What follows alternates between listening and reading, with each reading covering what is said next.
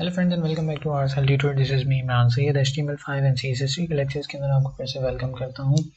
Lecture number 83 HTML5 और CSS3 का जो है आज चल रहा है और आज के इस लेक्चर के अंदर हम लोग डिस्कस करने वाले हैं data list. What is data list to present entry options. ठीक है, अच्छा ये जो टॉपिक का नाम है how to use data list to present entry option. सबसे पहले तो मैं ये बता दूं कि डेटा लिस्ट बेसिकली होती क्या है। डेटा लिस्ट बेसिकली एक लिस्ट ऑफ आइटम्स होता है और जो कि प्री डिफाइंड होता है आपकी तरफ से। आप चाहें तो उसको सर्वर साइड भी यूज़ कर सकते हैं, लेकिन फर्स्ट एग्जांपल में मैं आपको बता दूं कि ये प्री डिफाइंड होता है और ये लिस्ट जो है एज अ ड्रॉप डाउन भी काम करती है। और दूसरा जो इसका फ़ायदा है वो ये है कि इंटेलिजेंस यानी कि आपको सजेशंस भी देती है ड्रॉप डाउन की सूरत में। जब आप कुछ टाइप करना शुरू करते हो अपने टेक्स्ट बॉक्स के अंदर, डेटा लिस्ट बेसिकली लिंक की जाती है आपके टेक्स्ट बॉक्स के साथ। और जब आप इसका टेक्स्ट बॉक्स क्रिएट करते हैं और अपनी लिस्ट प्रोवाइड कर देते हैं तो उससे यूज़र के लिए ये फ़ायदा होता है कि आपने जो pre defined data list define की है, यूज़र उससे रिलेटेड कोई भी वर्ड टाइप करेगा तो आपके पास उसके जो सर्टेन ऑप्शंस हैं या इंटेलिजेंस आप कह सकते हैं इसको, मतलब वो आपको जो सजेशंस देगा वो उस हिसाब से एक ड्रॉप डाउन बना के आपको डिस्प्ले करता है डेटा लिस्ट के अंदर। डेटा लिस्ट की कुछ एट्रीब्यूट्स हैं जो मैं आपके साथ यहाँ पर शेयर करना चाहूँगा। दो तरह के इसके एट्रीब्यूट्स हैं, एक वैल्यू है और सेकंड है लेबल। वैल्यू के अंदर बेसिकली हम वो चीज़ बताते हैं जो हम लोग अपने टेक्स्ट बॉक्स के अंदर सेलेक्ट करना चाहते हैं। The value of an option in a data list in the left align. अच्छा, यहाँ पर कुछ डिफरेंट तरीके से ये बता रहा है आपको, लेकिन मैं आपको ये बता दूँ कि वैल्यू बेसिकली हम वो वैल्यू होती है, मतलब जब आप कुछ भी सर्च कर रहे हैं और उसमें से कुछ सिलेक्शन आप करते हैं तो वो वैल्यू उठ के आपके पास डेटा लिस्ट में डिस्प्ले हो जाती है। लेबल बेसिकली आपको आपका जो डेटा लिस्ट का ड्रॉप डाउन है उसके अंदर टेक्स्ट डिस्प्ले करने के लिए जो है वो इस्तेमाल किया जाता है लेबल कि आपका जो टेक्स्ट है लेफ़्ट हैंड साइड का जो कि वैल्यू में डिस्प्ले हो रहा है ड्रॉप डाउन में, उसके राइट हैंड साइड पर लेबल आपको डिस्प्ले हो रहा होता है उस वैल्यू का जो कि आप इस वक्त सेलेक्ट करने वाले हैं। मतलब एक तरीके से वो एक तरह का सजेशन होता है। अच्छा, इसमें मज़ीद टाइम वेस्ट किए हुए मैं आपको कोड की तरफ अब लेके चलता हूँ और दिखाता हूँ कि बेसिकली डेटा लिस्ट बनती कैसी है और इसका फ़ायदे क्या हैं। लेक्चर स्टार्ट करने से पहले आपसे रिक्वेस्ट करूँगा कि अगर आपने अभी तक चैनल को सब्सक्राइब नहीं किया है तो काइंडली सब्सक्राइब के बटन पर क्लिक कर लें रेड वाले, और साथ ही मौजूद बेल आइकन के ऊपर क्लिक कर लें ताकि आने वाली हर नई वीडियो की नोटिफिकेशन और कोई भी कम्युनिटी पोस्ट आपको मैं भेजता हूँ यूट्यूब के ऊपर तो वो आपको इजीली रिसीव हो सके। और जिन लोगों ने अभी तक चैनल को सब्सक्राइब कर लिया है मैं उनको थैंक यू करता हूँ और सपोर्ट करने के लिए आपको शुक्रिया अदा करता हूँ। लेक्चर को स्टार्ट करते हैं। सबसे पहले हम लोग क्या करेंगे, एक इनपुट टाइप का जो है वो टेक्स्ट बॉक्स बनाएंगे और उसका जो टाइप होगा वो हम यहाँ पर रखेंगे URL। फ़िलहाल ये एक एग्जांपल है, आप चाहें तो टेक्स्ट भी रख सकते हैं, इसमें कोई ऐसी बात नहीं है। अच्छा, इसके बाद हमारे पास जो दूसरी चीज़ हम लिंक करने वाले हैं वो कहलाएगी हमारे पास लिस्ट। क्योंकि हम डेटा लिस्ट के साथ इसको काम यूज़ करेंगे तो हम यहाँ पर लिस्ट प्रोवाइड करेंगे अपने टेक्स्ट बॉक्स को और हम इसको नाम देंगे फ़िलहाल लिंक के नाम से। ठीक है, उसके बाद हमें क्रिएट करनी पड़ेगी डेटा लिस्ट। डेटा लिस्ट के अंदर जो है वो हम लोग क्या करते हैं, ऑप्शन बनाते हैं। ठीक है, ऑप्शन बनाने के लिए आपको ये ओपनिंग और क्लोजिंग भी आपको सजेशन में ये दे रहा है। चाहे तो आप क्लोजिंग ना भी रखें, इसमें कोई फ़र्क नहीं पड़ेगा, और आप चाहें तो रख भी सकते हैं। क्लोजिंग करने के लिए आपको टर्मिनेटर स्लैश लगाना पड़ेगा अपने इस ऑप्शन टैग के अंदर। ठीक है, अच्छा इस एग्जांपल में हम लोग क्या करने वाले हैं, टॉप 5 वेबसाइट्स के लिंक हम लोग यहाँ डिस्प्ले करने वाले हैं और साथ में उस वेबसाइट का जो बेसिक कंपनी का नेम है वो डिस्प्ले करेंगे। यानी कि राइट हैंड साइड पे हम कंपनी का नेम डिस्प्ले करेंगे लेबल के अंदर और वैल्यू के अंदर हम उस लेबल का लिंक डिस्प्ले करेंगे। तो सबसे पहले मैं टॉप 5 वेबसाइट्स की जो लिंक्स हैं वो बना लेता हूँ यहाँ पर, या बगैर HTTP के बनाते हैं www.youtube.com। ठीक है, और लेबल में यहाँ पे रखूँगा YouTube। ठीक है, ये हमारा फर्स्ट डेटा लिस्ट क्रिएट हो गया है। सेकंड के बाद हम लोग यहाँ पे रखेंगे third, fourth and fifth. Second हमारी वेबसाइट होगी गूगल, थर्ड होगी फेसबुक, फोर्थ होगी हमारी पास्ट लिंक्डइन, ठीक है। और थर्ड हम लोग रख लेते हैं Instagram. This is just an example, ठीक है। मैं कोई LionKD.LinkedIn.com लिंक अगर गलत भी हो जाए तो इग्नोर कर दिएगा, जस्ट आपको एग्जांपल देना चाह रहा हूँ, ठीक है। ये हमारे पास लिस्ट कम्प्लीटली रेडी हो गई। अब डेटा लिस्ट को हम लोग यहाँ पर पब्लिश करेंगे। इसमें एक एरर आपको डिस्प्ले होगा, अभी मैं आपको दिखा देता हूँ कि वो एरर बेसिकली क्या है। अभी जैसे कि आप ये लिस्ट चेक कर रहे हैं, यहाँ पर इस वक्त कोई इंटेलिजेंस आपको डिस्प्ले नहीं हो रहा, जबकि हमने यहाँ पर पूरी की पूरी लिस्ट बनाई हुई है।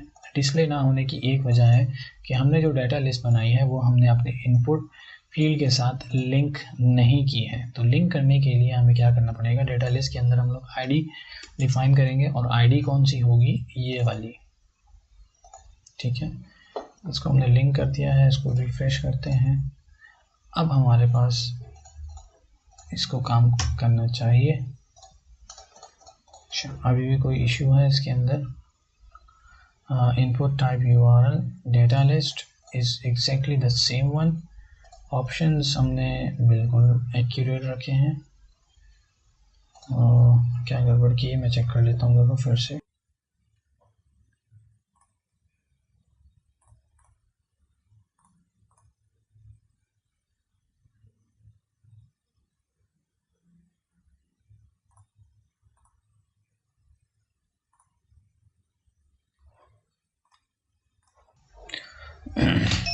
अच्छा, इसके अंदर एक माइनर सा इशू था हमारे पास, जो कि मैंने यहाँ पे टाइप रखी थी इसकी URL की।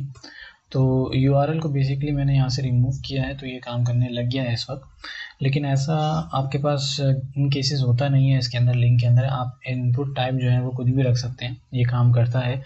मुझे नहीं पता ये मेरे पास क्यों नहीं काम कर रहा था, लेकिन बहरहाल जो इम्पॉर्टेंट चीज़ है वो है लिंकिंग करना, कि डाटा लिस्ट को हम लिंक कैसे कर सकते हैं टेक्स्ट बॉक्स के अंदर।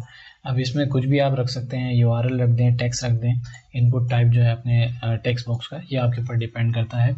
तो बेसिकली मैंने उसको अभी यहाँ से रिमूव कर दिया है, और रिमूव करने के बाद जो आपके पास बाय डिफ़ॉल्ट होता है ब्राउज़र के लिए कि इनपुट टाइप जो आप दे रहे हैं वो क्या होगी, तो वो टेक्स्ट होती है।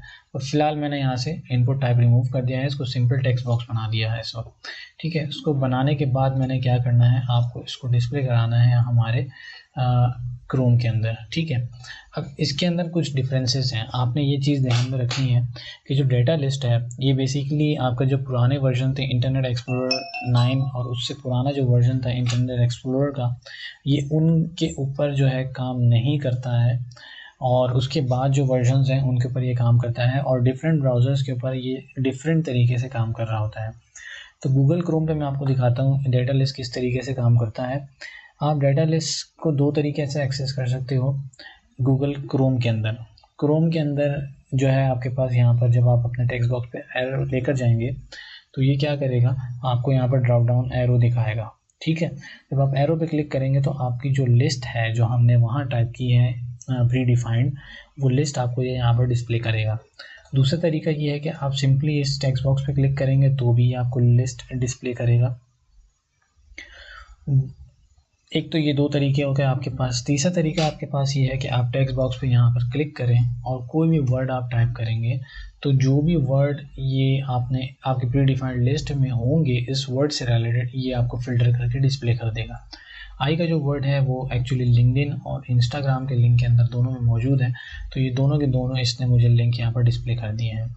लेफ्ट हैंड साइड पे आप देख रहे होंगे यहाँ पर लिंक डिस्प्ले हो रहा है और राइट हैंड साइड पे आपको उसका लेबल डिस्प्ले हो रहा है। ये वैल्यू है और ये है लेबल। अब लेबल आपके पास जो है वो लिंक्डइन है, तो अगर आप इसके ऊपर क्लिक करेंगे तो आपके पास वैल्यू आनी चाहिए इसका लिंक, ठीक है। अब मैं लिंक्डइन पे क्लिक करता हूँ तो मेरे पास यहाँ पर लिंक डिस्प्ले हो रहा है उसका। इसी तरीके से मैं जी दबाता हूँ तो गूगल आ गया। जब मैं गूगल के ऊपर एंटर करता हूँ तो मेरे पास गूगल यहाँ पे सेलेक्ट हो गया, ठीक है। अब इसी तरीके से मैं आपको इसका एक और डिफरेंस चेक करवाता हूँ दूसरे ब्राउज़र के अंदर। ये दूसरे ब्राउज़र में किस तरीके से काम करता है। हम लोग इस वक्त यूज़ कर लेते हैं फायरफॉक्स को। इसको मैं ओपन करता हूँ फायरफॉक्स के अंदर और देखते हैं कि ये फायरफॉक्स पे किस तरीके से डिस्प्ले होता है और इसी तरीके से मैं इसको ओपन करता हूँ इंटरनेट एक्सप्लोरर के ऊपर भी। तो मैंने दोनों पे इसको लोड कर दिया है, अभी दोनों ओपन होते हैं। तो मैं आपको इन दोनों के एग्जांपल्स दिखा देता हूँ।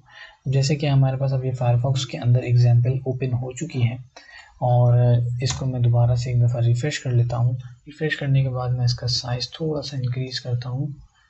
ये मैक्सिमम साइज़ है, इससे ज़्यादा इंक्रीज़ नहीं होगा इसके अंदर। अब जैसे कि मैं यहाँ पर अपना एरो लेके आता हूँ तो मुझे यहाँ कोई ड्रॉप डाउन नहीं दिख रहा है फायरफॉक्स के अंदर। यहाँ क्लिक करके देख लेते हैं कि क्या ये हमें लिस्ट डिस्प्ले करता है। नहीं कर रहा है, जैसे हमारे पास गूगल क्रोम में कर रहा था। अच्छा, अब इसके बाद हम यहाँ लिखते हैं, फ़र्ज करें गूगल। तो अब आप यहाँ देख रहे होंगे कि हमें यहाँ पर सिर्फ़ और सिर्फ जो लेबल था राइट हैंड साइड का, वो लेबल यहाँ डिस्प्ले हो रहा है, हमें लिंक डिस्प्ले नहीं हो रहा जो वैल्यू के अंदर था। अब अगर मैं गूगल पे क्लिक करता हूँ तो मेरे टेक्स्ट बॉक्स में क्या वैल्यू आती है वो भी चेक कर लेते हैं। हमारे पास जो वैल्यू लिंक में था वो उठ के यहाँ पर डिस्प्ले हो गया है, ठीक है। इसी तरीके से अगर मैं आई दबाता हूँ तो इंस्टाग्राम और लिंक्डइन कोई भी मैं क्लिक करूँगा तो मेरे पास URL जो है वो उसका यहाँ पर डिस्प्ले हो गया है, ठीक है। इसी तरीके से इंटरनेट एक्सप्लोरर के अंदर भी चेक कर लेते हैं कि ये किस तरीके से डिस्प्ले होगा। हमें इसका साइज़ बड़ा करते हैं, क्लिक करते हैं तो हमें क्लिक करने पर ये इंटेलिजेंस दे रहा है, लेकिन लिंक्स डिस्प्ले नहीं हो रहा है जो कि वैल्यू थी, हमारे वैल्यू एट्रीब्यूट्स, लेबल के एट्रीब्यूट्स हमें यहाँ पर डिस्प्ले हो रहे हैं। अब हम इसमें किसी के ऊपर भी फ़िल्टर करके देख लेते हैं, जैसे कि जी दबाता हूँ मैं, ये मुझे फ़िल्टर करके नहीं दे रहा है इंटरनेट एक्सप्लोरर के अंदर। तो इंटरनेट एक्सप्लोरर के अंदर ये एक ड्रॉबैक है कि आपको सिर्फ क्लिक के ऊपर ये डिस्प्ले करेगा सारे लिस्ट ऑफ आइटम्स, ठीक है। जब ये डिस्प्ले कर देगा हम क्लिक करके देख लेते हैं और हमें ये अपना URL डिस्प्ले कर रहा है। हम चाहें तो यहाँ से रिमूव कर सकते हैं। यूट्यूब डिस्प्ले कर रहा है, इंस्टाग्राम हमें डिस्प्ले कर रहा है। तो डेटा लिस्ट के बहुत सारे फ़ायदे भी हैं, लेकिन इसके बहुत सारे ड्रॉबैक्स भी हैं, क्योंकि ये टैग जो है बेसिकली बहुत रेयर केसेस में इस्तेमाल किया जाता है, क्योंकि इसकी जो फंक्शनैलिटी है वो अभी इतनी कॉमन नहीं है हमारे पास। और हमारे जो वेब फॉर्म्स हैं उनके अंदर इसको ज़्यादातर इस्तेमाल किया जाता है और कई जगहों पर ये बहुत ज़्यादा यूज़फुल भी है। लेकिन इसका सबसे मेन ड्रॉबैक जो है वो ये है कि इसका जो बैकएंड सपोर्ट है हमारे पास, यानी कि अर्ली एज के जो ब्राउज़र्स हैं, जो पुराने ब्राउज़र्स थे, उसके अंदर एक डिफरेंट तरीके से काम कर रहा होता है और इसकी सपोर्ट भी कोई इतनी अच्छी नहीं है।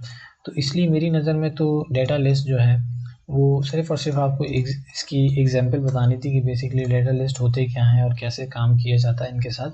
और एक और चीज़ ये है कि आप इनको अपने सर्वर साइड से भी लिंक कर सकते हैं, मतलब आप चाहें तो यहाँ पर फ़िल्ट्रेशन भी करवा सकते हैं अपने लिस्ट के अंदर अपने सर्वर के साथ लिंक करने के बाद। लेकिन उससे बेटर ये है कि आप कोई टेक्स्ट बॉक्स बनाएं और उसी को आप एजेक्स के थ्रू जो है उसके अंदर डाटा पॉपुलेट करा के आप अपने फ्रंट एंड के ऊपर, जैसा सर्च इंजन आपके पास गूगल का इंटेलिजेंस देता है, यूट्यूब का इंटेलिजेंस देता है, वो चीज़ें वहाँ यूज़ करते हैं। तो उससे बेटर है, इस चीज़ से बेटर है कि आप वो थोड़ी सी मेहनत करके एजेक्स के साथ इस्तेमाल कर लें। इसका सिर्फ मेनली ड्रॉबैक ये है कि आप बैक एज के जो हमारे ब्राउज़र्स हैं उनके ऊपर इन चीज़ों को इम्प्लीमेंट नहीं कर सकते हैं। तो अब इस लेक्चर को मैं यहीं पर क्लोज़ करने लगा हूँ और उम्मीद करता हूँ कि ये लेक्चर आपको क्लियरली समझ में आ गया होगा कि डेटा लिस्ट बेसिकली क्या होते हैं और कैसे काम किया जाता है इनके साथ। एट द एंड मैं आपसे रिक्वेस्ट करूँगा कि आपने अगर अभी तक चैनल को सब्सक्राइब नहीं किया है तो काइंडली चैनल को सब्सक्राइब करने के बाद बेल आइकन के ऊपर क्लिक करना मत भूलिएगा, ताकि आने वाली हर नई वीडियो की नोटिफिकेशंस आपको रिसीव हो सकें। नेक्स्ट जो वीडियो है हमारी, उसके अंदर हम लोग ईमेल, URL एंड टेलीफोन के जो कंट्रोलर्स हैं, मतलब जो हमारे टेक्स्ट बॉक्स जिस तरह का कंट्रोलर है उस तरह के कंट्रोलर्स कुछ जो हैं वो डिवाइड कर दिए गए हैं HTML5 के अंदर, उसके नेम की यूज़ के साथ। मतलब ईमेल का कंट्रोलर एक अलग होता है, URL का कंट्रोलर एक अलग होता है और टेलीफोन का कंट्रोलर बेसिकली अलग होते हैं और इनके अपने वैलिडेशंस बैकएंड पे सपोर्टिवली लगे हुए होते हैं। तो इस लेक्चर के अंदर मैं आपको कम्प्लीटली बता दूंगा कि ये इनको किस तरीके से इस्तेमाल किया जाता है। तो मिलते हैं नेक्स्ट लेक्चर में। इस लेक्चर को यहीं क्लोज करता हूँ, तब तक के लिए अल्लाह हाफिज़।